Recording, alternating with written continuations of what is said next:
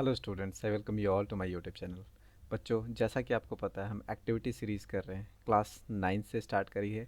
आज हम class 10th के chapter 1 chemical reactions and equation की एक्टिविटी 1.1 से स्टार्ट करते हैं। इस पार्ट में जैसा कि हमने क्लास 9th में स्टार्ट किया है, हम एक्टिविटी सीरीज़ को कंप्लीट करेंगे। ओके, सो मैं क्या करूँगा, चैप्टर 1 की सारी एक्टिविटीज़ को एक एक करके कवर करेंगे, देखेंगे क्या एक्सपेरिमेंट है, सो दैट एक बार अगर आप इन एक्टिविटीज़ को समझ लोगे तो शायद आपको थ्योरी को रटना ना पड़े, याद करना ज़्यादा आसान हो जाएगा।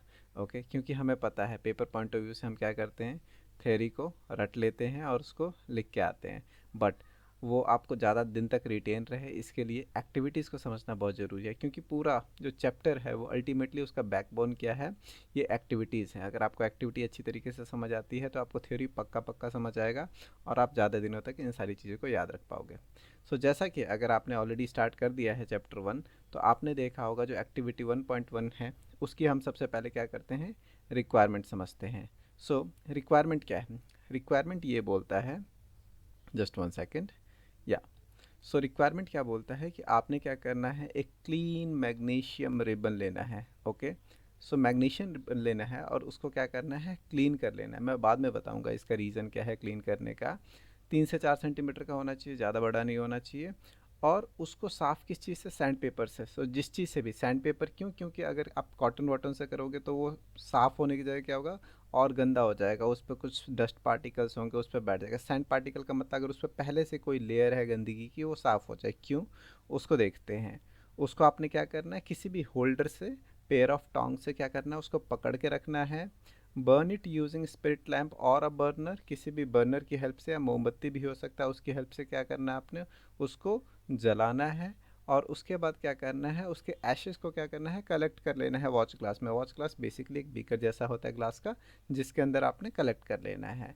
Burn the magnesium ribbon keeping it away as far as possible from eyes. क्यों आंखों से दूर रखने की बात की जा रही है, हम इसको भी डिस्कस करेंगे। एंड लास्ट में यही बोला गया कि आपने देखना है ऑब्जर्व क्या हुआ। तो सबसे पहले इस चीज़ को सबसे आसान बना देते हैं, हम एक्सपेरिमेंट ही पूरा देख लेते हैं वीडियो के फॉर्म में। ओके, और उसके बाद समझने की कोशिश करते हैं कि क्या हुआ उस रिएक्शन में। Let's start.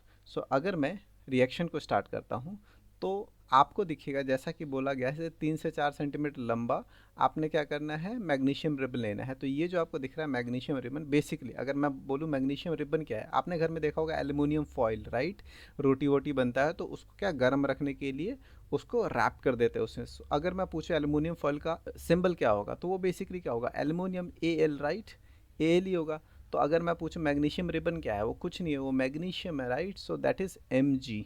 Okay, this is, now let's start. आपके पास ये मैग्नीशियम रिबन है। उसके बाद आपने क्या करा, आपने मैग्नीशियम रिबन लिया। उसके बाद आपने मैग्नीशियम का सिंबल आपको पता है क्या होता है, मैग्नीशियम का सिंबल होता है Mg। एटॉमिक नंबर क्या होता है, 12 होता है। कलर क्या होगा, आपको शाइनी ग्रे दिख रहा है, राइट?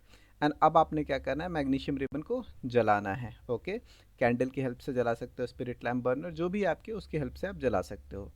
आपको ये समझ में आना चाहिए कि जो मैग्नीशियम रिबन होता है वो कैंडल से आराम से जल जाता है, क्योंकि जो कैंडल होता है आराम से उसके फ्लेम से आप 1000 डिग्री सेल्सियस तक टेम्परेचर अचीव कर सकते हो।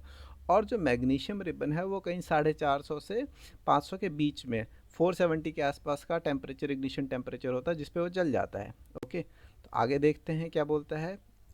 जैसे ही आपने इसको जलाना चालू करा, इग्निशन टेम्परेचर आपने क्या है, मैग्नीशियम का इग्निशन टेम्परेचर होता है 473 डिग्री सेल्सियस। दैट मीन्स इतना टेम्परेचर, अभी यहाँ पे मैं इस वीडियो को पॉज करना चाहूँगा कि 473 डिग्री सेल्सियस अगर मैं उसको दे दूँ तो वो जलना चालू हो जाएगा और कैंडल से आप आराम से अचीव कर सकते हो। लेकिन आप नोटिस करोगे जैसे ये जलना चालू होता है, आपको वैसी फीलिंग आएगी जैसे वेल्डिंग होती है ना, तो आंखें चौंधी आ जाती है, इतना ज़्यादा वाइट हो जाता है, राइट? यहाँ पे आपने बोला गया है कि आपको रिक्वायरमेंट में ही बोला गया था कि आंखों से जितना दूर हो सके उतना रखें, बिकॉज ये बहुत ज़्यादा डेंजरस है। अगर आप क्लोजली इसको ऑब्जर्व करते हो, एक तो बहुत ज़्यादा वाइट लाइट शो देता है, एंड उसके अलावा हार्मफुल रेडिएशन, हार्मफुल रेज भी इसमें से निकलते हैं, वो भी देखते हैं कौन से है।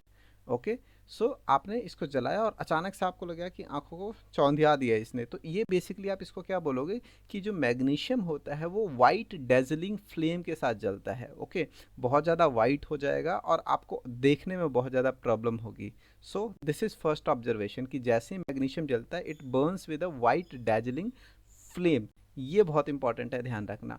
और कॉशन भी है यहाँ पे, जैसा कि आपको बोला कि आंखों से दूर रखना है। तो एक तो बहुत ज़्यादा आंखें चौंधी आ जाएगी, वो अच्छा नहीं है आपके। देखो जितनी ज़्यादा लाइट आपकी आंखों के अंदर जाएगी, चांस है कि रेटिना पे उतना डैमेज हो सकता है। बहुत ज़्यादा ब्राइट लाइट देखोगे ना तो रेटिना पे एक साथ बहुत ज़्यादा लाइट जाएगा, तो वो वैसे भी आपके लिए अच्छा नहीं है। उसके अलावा ये क्या करता है, यूवी रेडिएशन एमिट करता है, that is also not good for you. Okay, so make sure कि आप सनग्लासेस पहन के इसको करो, सो दैट आपने देखा होगा बहुत बहुत ब्राइट सनसाइन होता है, या फिर आपने देखा होगा किसी ने वेल्डिंग करता हुआ, जो भी आदमी वेल्डिंग की दुकान पे वेल्डिंग करता है वो ब्लैक कलर का एक चश्मा पहन के रखता है, राइट, ताकि उतनी ज़्यादा इंटेंसिटी से लाइट उसकी आंखों में ना जाए। ओके, तो ये आपको प्रिकॉशन रखना है, अदरवाइज ये रिएक्शन बिल्कुल मत करना, बहुत डेंजरस हो सकता है।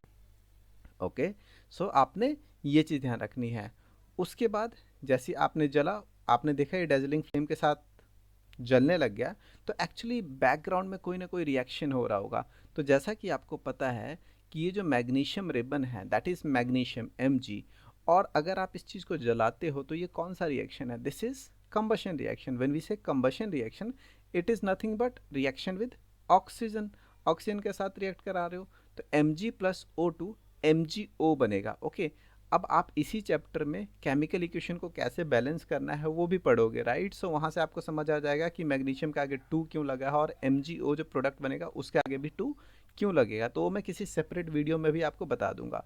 सो अल्टीमेटली ये जो प्रोसेस हो रहा है ना, इस प्रोसेस में बहुत ज़्यादा एनर्जी रिलीज हो रही है, वही एनर्जी के फॉर्म में आपको लाइट के फॉर्म में बहुत ज़्यादा डेजलिंग फ्लेम दिख रहा है, राइट।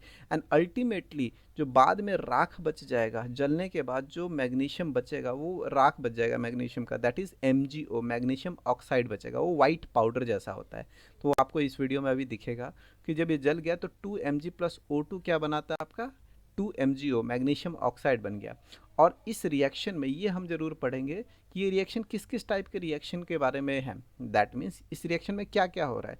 इस रिएक्शन में एक्सोथर्मिक रिएक्शन है, इस रिएक्शन में कॉम्बिनेशन रिएक्शन का भी एग्जांपल है, और यही रिएक्शन रिडॉक्स का भी एग्जांपल है, वो मैं बताता हूँ कैसे है। तो एक्सोथर्मिक हो गया आपका, एक्सोथर्मिक हो गया कौन कौन सा है, एक्सोथर्मिक, उसके अलावा आपके पास रिडॉक्स रिएक्शन है एंड कॉम्बिनेशन रिएक्शन है। तो इन सब को हम देखते हैं कैसे ये रिएक्शन इन तीनों का एग्जांपल है।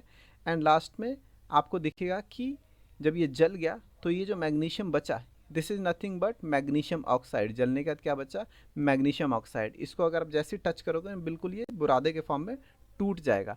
आई होप आपको ये वीडियो से समझ आया होगा ये एक्सपेरिमेंट क्या है। अब पूरा रिवाइज कर लेते हैं कि हमने क्या देखा। होगा क्या, when you burn magnesium ribbon using spirit lamp और burner, you will observe following। क्या क्या हम देखेंगे, एक तो ब्राइट लाइट बहुत ज़्यादा, राइट, वो डेजलिंग वाइट फ्लेम जो हमने देखा वो दिखेगा, और एक इंटेंस लाइट प्रोड्यूस होगा जो आंखों को बहुत ज़्यादा हार्म कर सकता है। इससे अल्ट्रा वायलेट रेज भी निकलते हैं, यूवी रेज। सो बिल्कुल भी इसको डायरेक्ट नहीं करना है, सीधे आंखों से देख के इस रिएक्शन को नहीं करना है।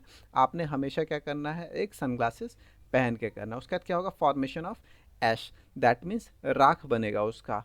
क्या होगा वो राख, वो होगा मैग्नीशियम ऑक्साइड होगा। सो बेसिकली क्या हो गया, जो मैग्नीशियम है आपका, जो मैग्नीशियम रिबन है वो किस चीज़ के साथ जल रहा है, वो ऑक्सीजन के साथ जल रहा है। आपका क्या हो रहा है, कंबशन रिएक्शन हो रहा है, राइट।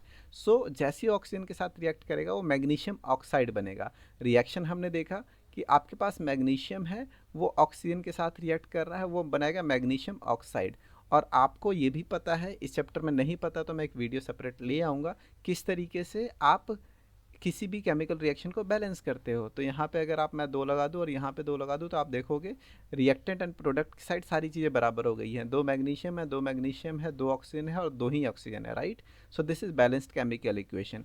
एंड फाइनल प्रोडक्ट आपका क्या बना, मैग्नीशियम ऑक्साइड। ये वाइट कलर का पाउडर होता है। So after the magnesium ribbon has completely burned, you will be left with white powder substance, जिसको जो आप वॉच ग्लास जिसमें आपने कलेक्ट करना था, and that is magnesium oxide.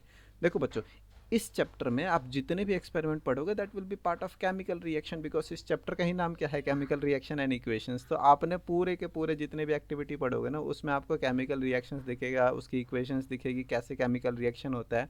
और आपके लिए थोड़ा नया है क्योंकि 9 तक आपने बहुत ज़्यादा केमिकल रिएक्शंस नहीं देखे हैं। और ये चीज़ ऐसा है ना कि यहाँ पे अगर आप समझ जाओगे तो आपको टेंथ कह रहा हूँ, 11th 12th में भी बहुत ज़्यादा काम आने वाला है, क्योंकि जैसे 11th 12th केमिस्ट्री में जाओगे आपको हर चैप्टर में हर पेज पे मोर और लेस केमिकल रिएक्शंस दिख रहे होंगे।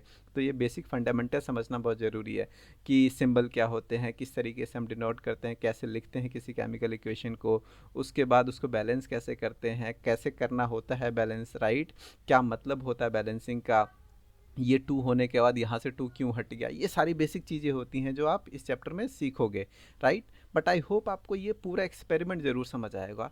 लास्ट में ख़त्म करने से पहले मैं ये भी आपको बताना चाहता हूँ कि ये जो रिएक्शन है ये 3 रिएक्शन के एग्जाम्पल है। एक तो एक्सोथर्मिक रिएक्शन है, एक रिडक्शन रिएक्शन है, रिडॉक्स रिएक्शन है सॉरी, एंड तीसरा क्या है आपका, कॉम्बिनेशन रिएक्शन है। सबसे पहले कॉम्बिनेशन रिएक्शन से स्टार्ट करते हैं। देखो कॉम्बिनेशन रिएक्शन एक ऐसे रिएक्शन का एग्जांपल होता है जिसमें एक से ज़्यादा रिएक्टेंट मिलके एक कंबाइंड सिंगल प्रोडक्ट बनाते हैं। तो साफ साफ दिख रहा है मेरे पास 2 रिएक्टेंट थे अलग अलग, मैग्नीशियम और ऑक्सीजन, अलग अलग 2 चीज़ें हैं, राइट। और वो जब रिएक्शन होता है तो दोनों जुड़ के एक सब्सटेंस बन गया, तो क्या हो गया, कंबाइन हो गया। तो ऐसे रिएक्शन को क्या बोलते हो आप, कॉम्बिनेशन रिएक्शन। रिडॉक्स रिएक्शन किसको बोलते हो, एक ऐसा रिएक्शन जिसमें एक, दैट मीन्स जो ऑक्सीडेशन का भी एग्जाम्पल हो और रिडक्शन का भी एग्जाम्पल हो। देखो ये थोड़ा सा मैं यहाँ पे ज़्यादा टच नहीं करूँगा क्योंकि ये जो पर्टिकुलर एग्जाम्पल है ना ये आप 11th में ज़्यादा अच्छे तरीके से पढ़ोगे रिडॉक्स रिएक्शन को। लेकिन मैं जस्ट अगर मैं ऊपर ऊपर से आपको बताना चाहूँ तो रिडॉक्स रिएक्शन एक ऐसा रिएक्शन का एग्जाम्पल होता है जिसमें ऑक्सीडेशन भी हो रहा हो और रिडक्शन भी हो रहा हो। देखो ऑक्सीडेशन का मतलब, मैं अगर मैग्नीशियम की बात करूं तो रिएक्टेंट में मैग्नीशियम अकेला था, लेकिन प्रोडक्ट में मैग्नीशियम के साथ क्या जुड़ गया, एक ऑक्सीजन जुड़ गया। तो ऑक्सीजन के जुड़ने के प्रोसेस को क्या बोलते हो, ऑक्सीडेशन बोलते हो। तो मैं बोल सकता हूँ इस रिएक्शन में एक ऐसी चीज़ है जिसका ऑक्सीडेशन हुआ है, यस राइट। और अगर मैं ऑक्सीजन की बात करूँ तो यहाँ 2 ऑक्सीजन है, प्रोडक्ट में देखूँ तो एक ऑक्सीजन कम हो गया है, MgO हो गया है, दैट मीन्स ऑक्सीजन O2 से O हो गया है रिएक्शन में, दैट मीन्स प्रोडक्ट में। इसका सिंपल मतलब है कि यहाँ पे ऑक्सीजन कम हो गया तो ऑक्सीजन के लॉस या ऑक्सीजन के हट जाने के प्रोसेस को रिडक्शन बोलोगे। तो आप बोल सकते हो कि इसी रिएक्शन में आपके पास ऑक्सीडेशन भी दिख रहा है और आपको रिडक्शन भी दिख रहा है, that is where this is called redox reaction. Simply redox का अगर मैं ऐसे देखूँ तो रिडॉक्स में 2 वर्ड होते हैं, RED and OX। Basically RED represents reduction and OX represent oxidation. I hope आपको ये समझ आया होगा। और एक्सोथर्मिक रिएक्शन बहुत इंपॉर्टेंट है। 2 तरीके के रिएक्शन होते हैं। अगर मैं इस पॉइंट ऑफ व्यू से रिएक्शन को देखूं कि उसमें क्या हो रहा है, हीट उसको चाहिए या वो हीट इमिट करता है। एक्सो निकलना, दैट मीन्स एक ऐसा रिएक्शन जिसमें हीट बाहर आता है उसको एक्सोथर्मिक रिएक्शन बोलते हैं। तो जैसा आपने देखा वो डेजलिंग वाइट फ्लेम के साथ जल रहा है, राइट, तो उससे हीट बहुत ज़्यादा बाहर आ रही है, तो वैसे रिएक्शन को आप क्या बोलते हो, एक्सोथर्मिक रिएक्शन बोलते हो। अगर यही रिएक्शन अगर हीट लेता बाहर से, राइट, तो आप उसको क्या बोलते हैं, एंडोथर्मिक रिएक्शन बोलते हो। और ऐसे रिएक्शन में क्या होता है, जब आप उसको छूओगे बाहर से तो आपको ठंडा फील होगा, दैट मीन्स आसपास से एनर्जी लेके उसने क्या करा, रिएक्शन किया। लेकिन ये एक ऐसा रिएक्शन है जब रिएक्शन हो रहा तो उससे एनर्जी बाहर निकल रही, तो उसको एक्सोथर्मिक रिएक्शन बोलोगे। आई होप आपको ये क्लियर हुआ होगा। अगर आपको ये वीडियो पसंद आई है तो अपने दोस्तों के साथ ज़रूर शेयर करो, लाइक करना, सब्सक्राइब करना। This really motivates a lot, right? Thank you for watching this video. Have a great day. Bye bye.